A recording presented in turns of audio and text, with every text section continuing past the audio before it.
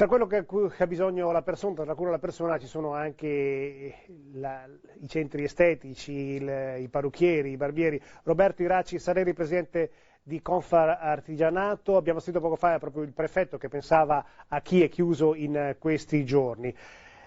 Che momento state vivendo e quali sono le vostre perplessità? Tanto buonasera a tutti. Le perplessità nascono dal servizio che abbiamo appena visto. È passato un anno, in poche parole, e l'unica cosa che siamo stati in grado di fare è chiudere, riaprire. Nonostante le messe in sicurezza nelle nostre aziende, nonostante gli impegni anche economici spesi per mettere in sicurezza, siamo ancora in un altro lockdown che vede alcune delle nostre attività, come ha detto giustamente lei prima, l'estetica e i servizi alla persona, che sono ancora chiusi. Tra l'altro servizi alla persona che hanno tenuto aperto anche a dicembre con la massima sicurezza, e quindi insomma questo dispiace perché quando si parla di chiusure si parla ovviamente di una perdita economica importante. Solo nell'anno scorso in Veneto abbiamo perso circa 110 milioni di euro per quanto riguarda solo il settore dell'estetica.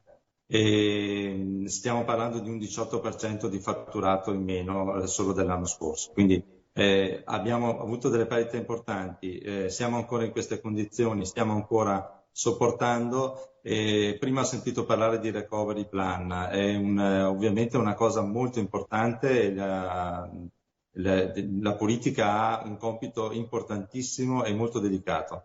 Deve fare veramente molta attenzione perché da qua si gioca il futuro nostro, delle nostre aziende, dei nostri figli e dei nostri nipoti.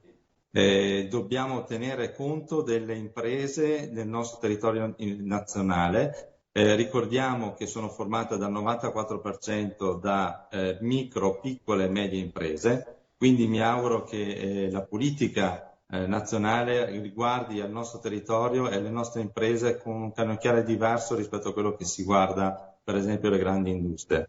Quindi dicevo una politica economica importante, di ristori ne abbiamo sentiti parlare, ma siamo anche stufi di sentire parlare di mancette. Vorremmo veramente parlare di ristori, di sostegno importante per le aziende che sono in difficoltà, e ce ne sono. In Confartigianato a livello nazionale abbiamo stimato un 32% di aziende in difficoltà che stanno resistendo storicamente e stoicamente come hanno sempre fatto, ma che hanno bisogno di sostegno immediato e adesso, in questo momento.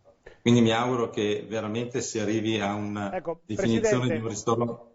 Prego. Tornando a chi è chiuso in questi giorni, pensiamo appunto ai barbieri, ai parrucchieri, c'è il rischio che questo, come era successo nel scorso lockdown, porti ad un incremento dell'abusivismo?